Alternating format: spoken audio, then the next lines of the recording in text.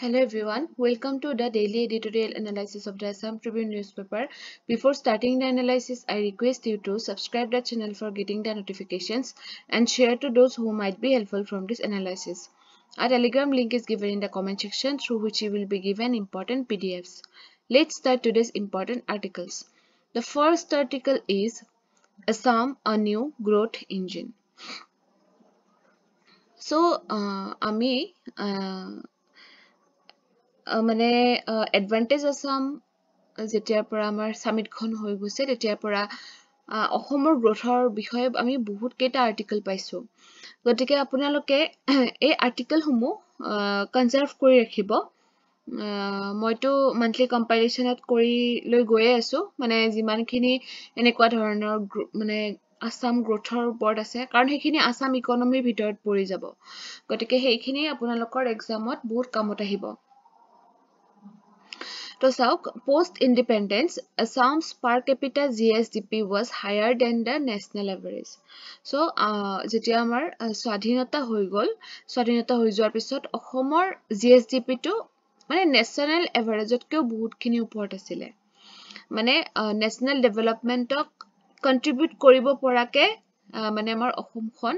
চহকী আছিলে। কিন্তু আমাৰ জাগাখিনি মানে ঠাইখিনি কি হল পলিটিক্যাল নেগলিজেন্স হল ওকে সো মানে যেহেতু মেইনল্যান্ডৰ লগত মানে যেটো কানেক্টিভিটি হেতু খুব কম হয়নে আপোনালোকে জানে যে অকল সিলিগুৰি কৰিডৰৰ জৰিয়তেহে আমি মেইনল্যান্ডৰ লগত আমি মানে কানেক্ট হৈ আছো গতিকে হেনেকুৱা ধৰণে আমি মানে অকমান পিছুৱাই থাকিলো গতিকে হেই যেটো আপোনাৰ তা মানে ন্যাশনাল এভাৰেজতকৈ ওপৰত থকা যেটো এটা হেয়া আছিলে মানে পজিশন আছিলে হেতু লাহে লাহে ডিপেন্ডেন্ট ষ্টেটলৈকে সলনি হৈ পৰিল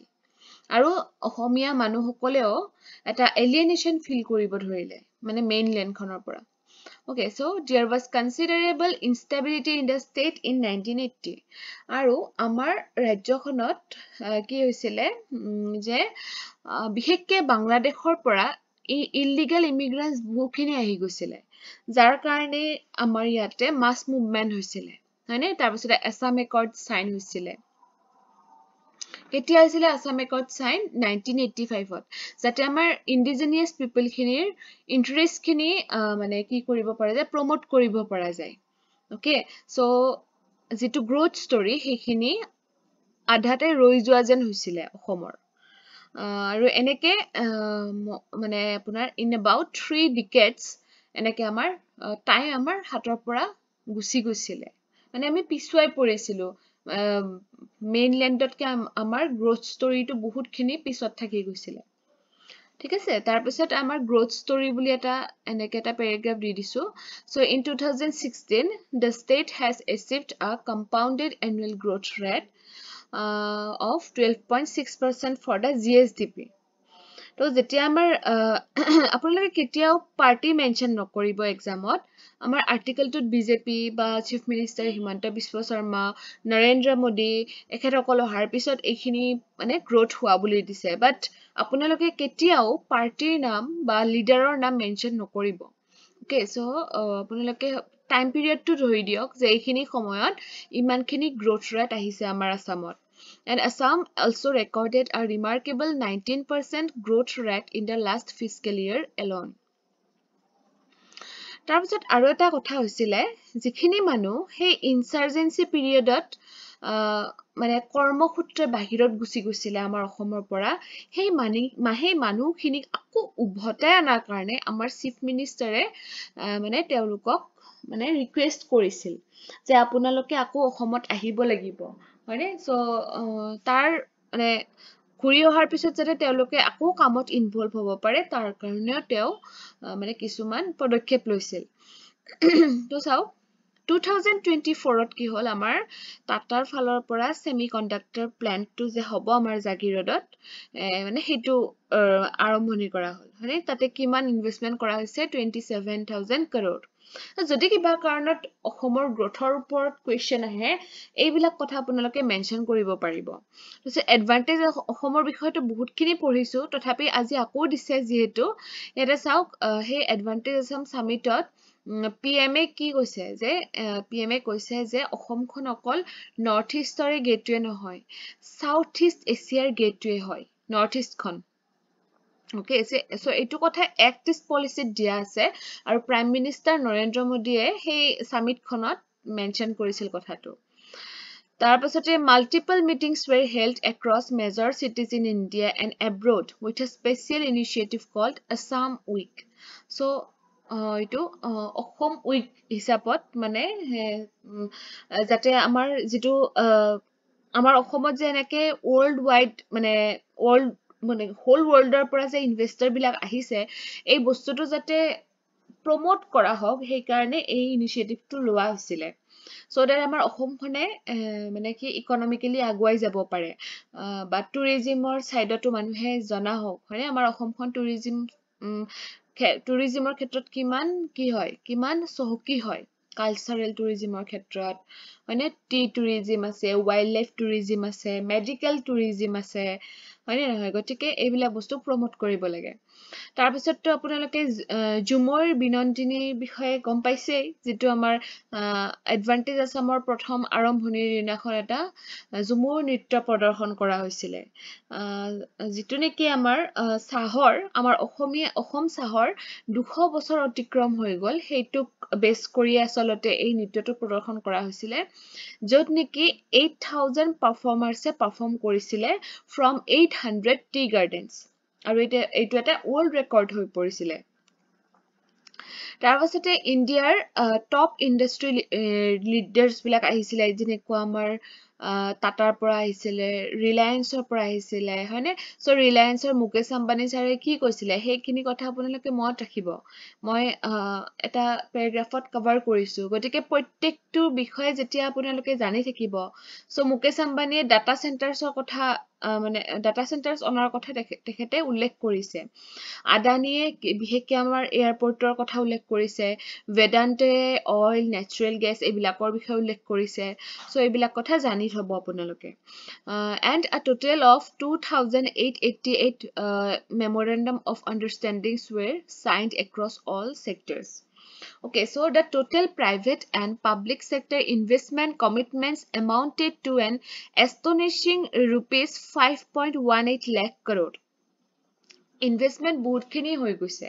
মানে হিমানখিনি ইনভেষ্টমেন্ট আহি আছে আমাৰ অসমত গতিকে এটা এক্সপেক্ট কৰা হৈছে যে আমাৰ অসমখনেও বহুতখিনি মানে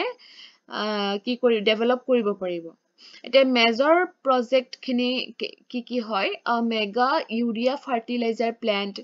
R rail coach factory oil and gas exploration projects and a tunnel under the Brahmaputra from the public sector private sector ফালৰ পৰা চাব টাটাৰ ফালৰ পৰা এটা এটো সেমিকন্ডাক্টৰটো হৈয়ে গল লগতে এটা মোবাইল ম্যানুফ্যাকচাৰিং ইউনিট আনিব ৰিলায়েন্সে এআই ডাটা সেন্টাৰছ বিলাক আনিব লগতে গ্ৰীণ এনাৰ্জি প্ৰজেক্টছ কিছুমান আনিব আৰু আদানিৰ ফালৰ পৰা এয়াৰপৰ্টটো আৰু ডেভেলপ কৰিব So other private groups also announced plans across multiple sectors such as a film city, luxury hotels, মানে Oberoi hotels or নামটো আপোনালোকে নিশ্চয় লক্ষ্য কৰিছে মই কভাৰ কৰিছো ইয়াৰে আগৰ নিউজত So with immense job creation opportunities on the horizon, the youth of Assam will no longer need to go out in search for better jobs. যেটো নেকি আমাৰ এটা বাৰ্নিং ইস্যু হয় যে আমাৰ অসমৰ লৰা ছোৱালী সকলে যে কামৰ সন্ধানত নিজৰ ষ্টেটখনৰ বাহিৰত গুচি যাব লগিয়া হয় গতিকে হেতু যাতে নহয় লগতে আমাৰ নিবনুৱা সমস্যাটো যাতে সলভ হয় হেতুৰ কাৰণে এইবিলাক পদক্ষেপ লোৱা হৈছে ওকে সো এই কথাবিলাক যদি মানে হসা অৰ্থত ইমপ্লিমেন্ট হয় তেতিয়া হলে আমাৰ অসমখন বিকশিত আসাম হ'ব বিকশিত আসাম ওকে সো বিকশিত Ashtalakshmi okay come to the next article the festival of colors so ohakali এইটো হ'ব আমাৰ হোলি হ'ব হয়নে so হোলিটো কি হয় আসলতে Holi signifies the triumph of good over evil যে বেয়াখিনিক আতৰাই যে যেতিয়া ভালখিনিৰ জয় হয় সেই বস্তুটোকে মানে হোলিয়ে signify কৰে okay so and it is celebrated on the full moon day in the month of Falguna ফাগুন মাহৰ যিদিনাখন full moon day পূৰ্ণিমা সেইদিনাখন এটো মানে পালন কৰা হয় as per the Hindu lunar calendar আৰু এই ফেষ্টিভেলৰ বিষয়ে আমাৰ এনচিয়েন্ট লিটাৰেৰী ৱৰ্কছ বিলাকতো মেনশ্যন আছে যেনেকুৱা পুৰাণাস দাসা কুমাৰা চৰিতা পূৰ্ব মীমাংসা সূত্ৰ কথকা গৃহ সূত্ৰ নন্দা পুৰাণা এইবিলাকত উল্লেখ আছে আনকি যেতিয়া ব্ৰিটিছ সকল আহিছিল আমাৰ অসমত তেওঁলোকেও অৱশ্যে অসম বুলি নহয় ভাৰতৰ বিভিন্ন জাগাত হোলিটো পালন কৰা হয় নামবিলাক বেলেগ বেলেগ হয় সো তেতিয়া মানে ব্ৰিটিছ সকলে যেতিয়া আহিলে ভাৰতত তেতিয়া তেওঁলোকেও গম পালে যে এনেকে এটা মানে কালাৰফুল ফেষ্টিভেল আছে ইণ্ডিয়াত সো তেওঁলোকে নামবিলাক অকমান বেলেগকে প্ৰনাউন্সিয়েচন কৰিছিলে হোলি হুলি হুলি এনেকুৱা ধৰণৰ শব্দ কিছুমানেৰে তেওঁলোকে কৈছিলে এতিয়া চাওক আমাৰ হোলি সেলিব্ৰেশনৰ ক্ষেত্ৰত ভালেখিনি মানে মাইথোলজিক্যাল ঘটনা আছে যেনেকুৱা আমি প্ৰথমটো ক'ব পাৰো হিৰণ্যকশিপু প্ৰহ্লাদ মানে হিৰণ্যকশিপুৰ পুত্ৰ আছিল প্ৰহ্লাদ সো তেওঁ এজন ডেমন কিং আছিলে হিৰণ্যকশিপু আৰু তেওঁ মানে পাঁচটা স্পেশাল পাৱাৰ পাইছিলে যে মানে কি মানে সেই বুন পাইছিলে আৰু বৰ পাইছিলে যে তেওঁক এজন মানুহেও মাৰিব নোৱাৰে মানে তেওঁক যেতিয়া মৃত্যু হয় তেওঁক মানুহে বা এনিমেলে হত্যা কৰিব নোৱাৰে তেওঁৰ মৃত্যুটো হেনেকুৱাকে নহয় বা তেওঁৰ মৃত্যুটো ঘৰৰ ভিতৰতো নহয় ঘৰৰ বাহিৰতো নহয় তেওঁৰ মৃত্যুটো দিনতো নহয় ৰাতিও নহয় বা তেওঁক অস্ত্ৰৰেও মাৰিব নোৱাৰি শস্ত্ৰেও মাৰিব নোৱাৰি আৰু তেওঁক মাটিটো মাৰিব নোৱাৰে পানীটো মাৰিব নোৱাৰে বায়ুটো মাৰিব নোৱাৰে গতিকে এনেকুৱা ধৰণৰ পাঁচটা তেওঁ বৰ লাভ কৰিছিল যিটোৰ কাৰণে নেকি তেওঁৰ মৃত্যুটো ক'ত হ'ব ক'তই নহ'ব এনেকুৱা ধৰণৰ এটা কথা হৈ গ'ল সো তেওঁ তেতিয়া ভাবিলেছো মই চোন অমৰ হৈ গলো মই চোন নমৰিমে আৰু গতিকে তেওঁ ইমান এৰোগেন্ট হৈ গ'ল সো তেওঁ নিজকে ভগৱান বুলি ভাবিব ষ্টাৰ্ট কৰি দিলে কিন্তু তেওঁৰ পুত্ৰ প্ৰহ্লাদ যে তেওঁ লৰ্ড বিষ্ণুক খুব মানিছিলে মানে হিৰণ্যকশিপুৰ ল'ৰা প্ৰহ্লাদে আৰু সেই কাৰণে তেওঁ বেয়া পাইছিলে যে মোক মানিব লাগে মইহে ভগৱান এনেকে ভাবিছিলে তেওঁ সো ল'ৰাজনক তেওঁ বেয়া পোৱা হ'ল আৰু সেই কাৰণে তেওঁ ক্ৰুৱেল পানিশমেন্ট কিছুমান দিব ট্ৰাই কৰিছিলে বাট তেওঁৰ একো নহয় প্ৰহ্লাদৰ একোই নহয় কাৰণ তেওঁক বিষ্ণুৱে কিবাকে হলেও ৰক্ষা কৰিছিল সো একদিন কি কৰিলে যে হিৰণ্যকশিপুৰ সিস্টাৰ হোলিকা এই হোলিকাক তেওঁ ক'লে যে তই মোৰ ল'ৰাজনক মাৰি পেলা আৰু হোলিকাক কৈছে যে জুইত মাৰি পেলাব লাগিব তাক আৰু সেই কাৰণে তাই পিন্ধি লৈছিলে এটা ক্লোক যেটো নেকি মানে জুইত গলেও একো নহয় মানে ফায়াৰ প্ৰুফ হয় সো প্ৰহ্লাদ শুই আছে আৰু সেই টোপনিতে তাক কোলাত লৈ হোলিকাই বন ফায়াৰত এন্টাৰ কৰি দিলে সো লৰ্ড বিষ্ণুৱে গম পাই আছে আৰু তেওঁ প্ৰহ্লাদক ৰক্ষা কৰিলে কিন্তু হোলিকাই যিহেতু তাই পাপ কাম কৰিছে ন গতিকে তাই সেই ক্লোকটোৱে কাম নকৰিলে আৰু তাইও সেই জুইত যা গ'ল তাইহে মৃত্যু হ'ল তাতে ওকে তাৰ পিছত সেই বৰকিটা যিহেতু তেওঁৰ লগত খাটে হিৰণ্যকশিপুৰ লগত সেই কাৰণে যেটো মানুহেও মাৰিব নোৱাৰে এনিমেলেও মাৰিব নোৱাৰে সেই কাৰণে বিষ্ণুৱে নৰসিংহৰ অৱতাৰ ধাৰণ কৰিছিল মানে তেওঁ মানুহো নহল এনিমেলো নহল হয়নে আৰু তেওঁ নিজৰ আঁঠুৰ ওপৰত মাৰিছিলে হত্যা কৰিছিলে আৰু এটা খুঁটা মানে ঘৰৰ খুঁটাৰ মাজত মানে যেহেতু ঘৰৰ বাহিৰতো নোৱাৰে ভিতৰতো নোৱাৰে গতিকে সেই ঘৰৰ যে আমাৰ খুঁটা থাকে হেনেকুৱা ধৰণৰ জাগাত তেওঁ হত্যা কৰা হৈছিল আৰু কাল সন্ধ্যাত হত্যা কৰিছিলে ওকে সো এটো এটা আছিল আমাৰ ঘটনা তাৰ পিছত আমাৰ কৃষ্ণ ৰাধাৰ যেটো ঘটনা যেটো নেকি আমি প্ৰায় ভাগে ইটোৱে আমি কওঁ ন সো শ্ৰীকৃষ্ণ যেতিয়া তেওঁৰ বডিটো ব্লু হৈ গৈছিলে যেতিয়া তেওঁ পয়জন ব্ৰেষ্ট মিল্ক পান কৰিছিলে পুতনা ৰাক্ষসীৰ পৰা আৰু যেতিয়া তেওঁ স্নেকৰ ভেনম মানে তেওঁ আহি গৈছিলে তেওঁৰ বডিত কালিয়া সাৰ্পেন্টৰ লগত ফাইট কৰোতে আৰু তেতিয়াৰ পৰাই তেওঁৰ দেহটো নীলবৰণীয়া হৈ গৈছিলে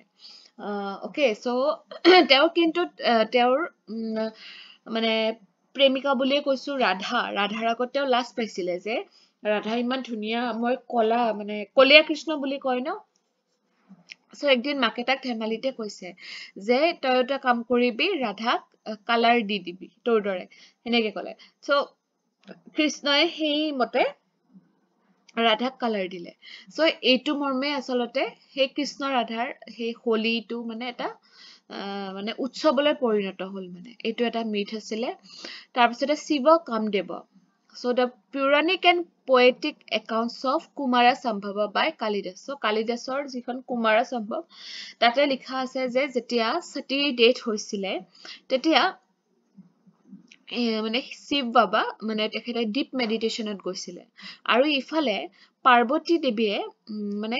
শিৱক হাজবেণ্ড হিচাপে পাবৰ কাৰণে মেডিটেশন কৰিছিলে কিন্তু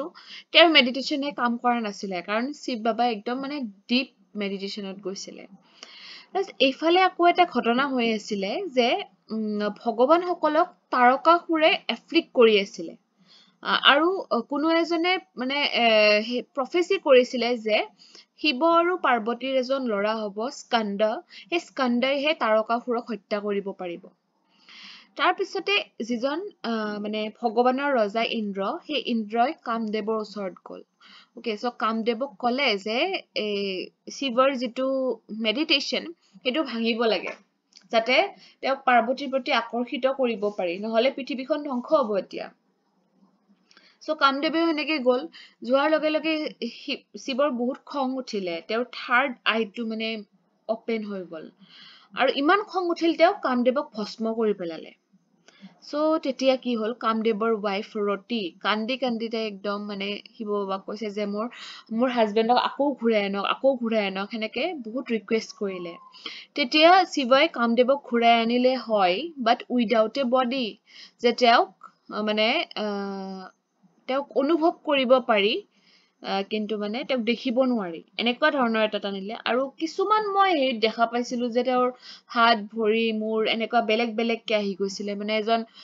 সম্পূৰ্ণ মানুহ হিচাপে দেখা নগৈছিলে গতিকে ইয়াৰে কোনটো শুদ্ধ হয় মই অলপ কনফিউজড হৈছো so the revival of Kamdeva is celebrated as Holi in the southern part of India okay so এই কাহিনীটোৰ আলমত সাউথ ইণ্ডিয়াত হোলীটো মনোৱা হয় এটা সব এজ এ হোল যদি কব যাও হোলি ইন ইণ্ডিয়া বুলি সো অৰিজিনালি কোট সেলিব্ৰেট কৰা হৈছিল ইউপিৰ ব্ৰজ ৰিজিয়নত যত নেকি মথুৰা বৃন্দাবন নন্দগাঁও বৰ্ষনা হয়নে সো বৰ্ষনা কি হয় বাৰ্থ প্লেস অফ ৰাধা তাৰপিছতে লাথমাৰ হোলীটো আছে বৰ্ষনাত আচলতে তাৰপিছতে প্ৰমিনেন্ট হোলী সেলিব্ৰেশন হয় Banke Bihari temple in Mathura and Vrindavan is ফুলোকি হোলী যে ফ্লাৱাৰ হোলী খেলে বৃন্দাবনত এণ্ড ট্ৰেডিশনেলি মানে আচলতে কালাৰ বিলাক মানে এনচিয়েন্ট পিৰিয়ডত কালাৰ বিলাক প্লান্ট বেসড সোৰ্সৰ পৰাই বনোৱা হৈছিল যেনেকুৱা গ্ৰীন টু নিমৰ পৰা বনোৱা হৈছিল বা মানে মেহেন্দিৰ পৰা বনোৱা হৈছিল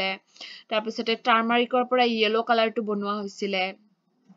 তাৰপিছত ব্লু টু নীলৰ পৰা বনোৱা হৈছিল ইণ্ডিগৰ পৰা ৰেড টু পোমেগ্ৰেনেটৰ পৰা বনোৱা হৈছিল এনেকে আমাৰ নেচাৰেলি আছিল সোৰ্স বিলাক কিন্তু এতিয়া মডাৰ্ন পিৰিয়ডত কি হৈছে সিনথেটিক পাউডাৰস কিছুমান ইউজ কৰা হৈছে আৰু আমাৰ অসমৰ ক্ষেত্ৰত আমি ক'ব পাৰো যে দৌল উৎসৱ বুলি কয় দৌল উৎসৱ দেউল অৰ ফাকুৱা আৰু আমাৰ অসমত পপুলাৰাইজ কৰিছিল শ্ৰীমন্ত শংকৰদেৱে in 16th century at Bordowa Batadrava থান সো আমাৰ অসমৰ যেটো অৰিজিন দৌল উৎসৱৰ এটো আমি ডেসক্ৰাইব কোড ডেসক্ৰিপশনটো পাও গুৰুচৰিত বাই Ramcharan Thakur which narrates that a Chaturbhuj idol was found while digging earth for the construction of the Kirtan Ghar in Bordua. Bordua যেতিয়া কীৰ্তন ঘৰটো বনাব গৈ আছিল তেতিয়া মাটি খণ্ডতে Chaturbhuj idol এটা পাইছিলে আৰু সেই আইডলটোতে বিচাৰি পাইছিল কি যে শংকৰদেৱে দৌল উৎসৱ মনাইছিল অসমত আৰু তেতিয়াৰ পৰাই ষ্টাৰ্ট হৈছিল the heart of the celebration is at Barpeta Satra so Barpeta সত্ৰত তো মানে বহুত ডাঙৰকে হয় এই উৎসৱটো হয়নে সো বৈষ্ণৱ monastery established by Madhavdev so Madhavdeve সেই Vaishnav monastery to establish কৰিছিলে. The first Dol Utsav at Borpeta Khotra was celebrated by Mathura Das Burata. So Mathura Das Burata বুলি কয়. So তেখেতে প্ৰথম celebrate কৰিছিলে and he was the first Satradikar of Borpeta Khotra. Since then the festival has been observed following Satriya traditions for 3 to 5 days. So 3 days or jitu dol hoy hetu koy bura dol buli bura dol. Okay, so 5 days took decadol buli koy. Aro first day took Gant or Banhutsava. Okay, so second day Fardol. Neke naam ase beleg naam ase. To sabo the festival honors the divine couple Krishna and Radha, symbolizing their love. Teolokor jitu prem, he prem to asolte symbolize kore Holi utsav toe. আৰু bonfire টোৱে symbolize কৰে সেই যে হোলিকাক burn কৰিছিলে সেইটোক symbolize কৰে মানে actually victory of good over evil okay বা arrival of spring এতিয়া আৰু spring আহিব হৈছে ন গতিকে সেইটো এটা signify কৰে সো এনেকুৱা ধৰণৰ আৰু আহিছো আমাৰ anecdote ফালে যেটো নেকি আমাৰ UPSC 2023 essay খিনি চলি আছে আমাৰ essay মানে essay লগত related যিখিনি আমাৰ anecdotes হেখিনি পঢ়াই আছো মই so girls are weighed down by restrictions boys with demands two equally harmful disciplines তো চাওক আমাৰ সমাজৰ এটা মানে as usual ঘটনা এটা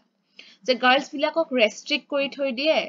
হয়নে বা boys বিলাকক demand দিয়ে তো এটো কৰিবই লাগিব কিন্তু girls খিনি কয় এটো কৰিব নোৱাৰো বাহিৰত যাব নোৱাৰো এটো সময়ত সো এনেকুৱা ধৰণৰ restrictions আৰু boys বিলাকক কি কৰে ডিমান্ড দিয়ে মানে দুটা কিন্তু হাৰ্মফুল হয় কাৰণ এক্সপেক্টেশন টো বেয়া সদায় আৰু সেই ৰেস্ট্ৰিকশন টো বেয়া সো ইয়াতে anecdote টো আহিছে Asa and her twin brother Arav দুয়ো মানে কি হয় টুইন হয় দুয়ো সৰুৰ পৰা একেলগে খেলি ডাঙৰ হৈছে তেওঁলোকৰ ড্ৰিমছ বিলাকো হয়তো একে হ'ব পাৰে হয়নে কিন্তু সোসাইটি খনৰ কাৰণে তেওঁলোকৰ মানে রোল বিলাক ডিফারেন্ট হৈ যাব লগা হৈছিল মানে হেখন তো চাব যেতিয়া 16 বছৰ পালে দুয়ো সো আছাই ভাল পাইছিলে বাইসাইকেল ৰাইড কৰি কাৰণ তাই মানে থাকে ন এনেকুৱা সবৰে পেশন থাকে বা গধুলি সময়ত তাই মানে সাইকেল চলাই ভাল পায় সো একদিন তাই গালি পাৰিলে যে মাকে গালি পাৰিলে যে তুমি এনেকে এখিনি সময়ত উলাই যাব নালাগে এটো সেফ আনসেফ হয় তোমাৰ কাৰণে বা মানুহে কি কব এনেকে গধুলি বাহিৰত উলাই গলে সো হেদিনাখনে গধুলি আকৌ তাই দেখা পালে তাৰ ভাইকে মানে আৰবে হেখিনি সময়ত কেও মানে দেৰি আৰু মানে মাক দেউতাকক নুখুধাকেও গৈছে আৰু একো মাক দেউতাকে কোৱাও নাই হি নিজৰ ফ্ৰেন্ডছৰ লগত উলাই গৈছে তাক কিন্তু একো নাই কোৱা মানে এটা ফাৰ্স্ট ডিফাৰেন্স আৰু মানে সো এটো কিহৰ ওপৰত বেস কৰি হল জেন্ডাৰৰ ওপৰত বেস কৰি হল ন সো যেতিয়া তেওঁলোকৰ 18 বছৰ পালে আছাই বিচাৰিছিলে যে জাৰ্নালিজম পঢ়িব তাই ওকে সো মানে তাই নিজৰ ষ্টেটতে থাকিব মানে হে কৰিছিলে তাই অকল সিটি এৰিয়াত যাব বিচাৰিছিলে তেতিয়া তাইৰ মাক দুটাকে কৈছে নালাগে ছোৱালী মানুহ ইমান দূৰত কেনেকে যাবা তুমি আমাৰ লগতে থাকিব লাগিব নালাগে হেনেকে মানে মানা কৰিলে তাৰপিছত আৰৱক আকৌ এনকাৰেজ কৰি আছে যে তুমি বাহিৰত যাব লাগিব তুমি বাহিৰত গৈ পঢ়িব লাগিব okay গটিকে তুমি যেটো ঘৰৰ মেন হয় you are the man of the house you must be strong responsible you must never cry এনেকুৱা ধৰণৰ কথা কিছুমান আৰৱক কয় গটিকে টোটালি মানে বেলেগ দুটা মানে যি দুটা কিন্তু এটাও ভাল নহয় দুয়োজনৰ কাৰণে হাৰ্মফুল হয় As he grew older, the weight of these words settled on his shoulders like an invisible chain. আৰু আৰৱক যদিও মানে বাহিৰত পঠাম ভাবিছে হেইটো এটা মানে ইমানো হ্যাপি কৰে নাই হয়তো তাৰ মন নাথাকিবও পাৰে আৰু এইটো কথাই তাৰ ভনিয়েকক হাৰ্ট কৰিছে কাৰণ তাই সাধাৰণ সিটি এৰিয়াতহে যাব বিচাৰিছিলে তাই হয়তো বেয়া লাগিছে যে মোক সিটি এখনতে মানে সাধাৰণ চহৰখনতে থাকিব নিদিয়ে মোৰ ভাইটোক মোৰ ইমান দূৰতে মানে যাবৰ কাৰণে তেওঁলোকে এনকাৰেজ কৰে গতিকে দুয়োৰে মানে কি হল এটা এই বন্ডিংটো নষ্ট হৈ গল লগতে দুয়োৰে মানে harm hall okay so by 21 they both understood কিন্তু লাহে লাহে তেওঁলোকে ডাঙৰ হোৱাৰ লগে লগে সেই সোসাইটিৰ কথাবিলাক তেওঁলোকে বুজি পোৱা হল যে আমি কেনেকৈ এখন প্যাৰাডক্সিক্যাল এখন সোসাইটিত বাস কৰি আছো মানে গতিকে হেতু মানে নন কমপ্লেইনিং হৈ যায় পিছত আৰু ওকে সো ইয়াতে মই যেটো আজি পিকচাৰ লগাইছো এটো মনত ৰাখিব এসডিজি গোলছৰ যেটো আমাৰ মানে 5 নম্বৰ গোল এসডিজি 5 এটো জেন্ডাৰ ইকুৱেলিটিৰ ওপৰত হয় আপোনালোকে এইবিলাক